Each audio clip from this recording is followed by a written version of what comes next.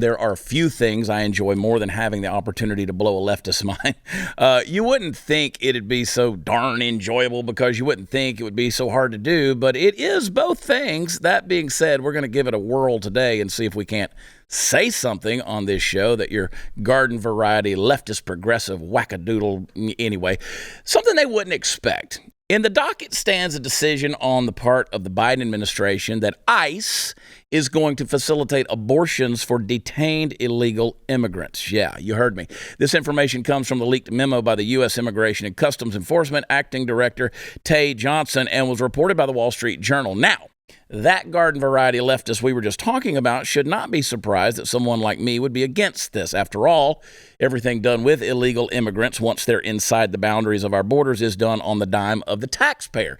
So if you're making sure that these, what should we call them, Latinx birthing people, if you're making sure that they have access to abortion, that means that we, the people, are paying for it. And that's true. Look, I don't care for that aspect one little bit. But what that leftist might well not take into account, what he or she would probably outright deny, is that I'm opposed to it because that little Mexican baby is every bit as precious and important as any other baby.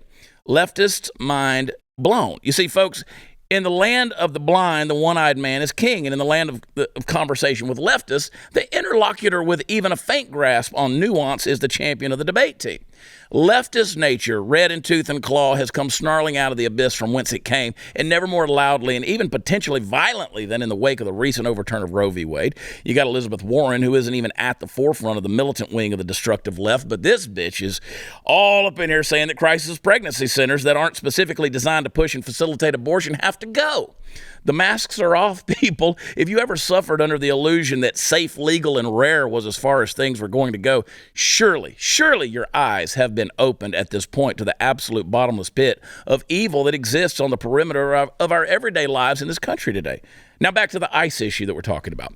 Just so we're clear on this, ICE already had a policy in this regard which covered migrant women who were pregnant because of rape or incest and medical emergencies. And maybe that's where you draw the line on abortions. Maybe it's not. I don't know. Either way, this isn't an entirely new phenomenon. But because of the Dobbs case returning abortion legislation to the states, ICE is going to be shuttling these people around to states that will be more abortion friendly. That's right. They're going to send them from places like Texas to places like California or Illinois or New York. It sucks, but it's really just a symptom of the larger problems. We've got several generations worth of faulty intellectual wiring to correct, and until we do, this kind of thing is going to happen.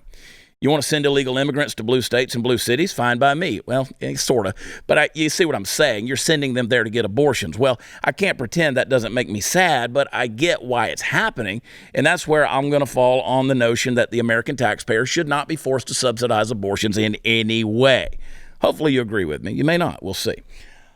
The way I see this thing, Anthony, is this is just another ploy of pushing them further into the interior of the United States anyway. So I was just in Port Mansfield, Texas this last week, right around 4th of July, and we bumped into a border agent and talking about what's going on. Fortunately, Abbott has put in, I don't know how you feel about Abbott right now, but he does some good stuff, obviously. He's better and better.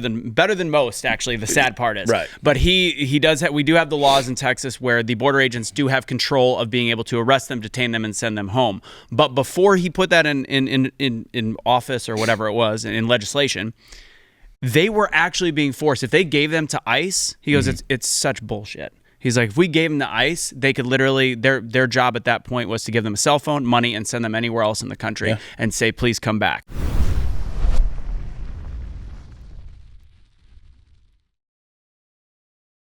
Guys, I've been telling you forever, if you want to be a part of the cool club, you need to get the T-shirts from chadonblaze.com. We've got all the merch you need to offend everybody at the grocery store, so head over there right now. Use promo code CHAD10 and get your merch, and don't forget to pick up a I'm Not a Taco T-shirt.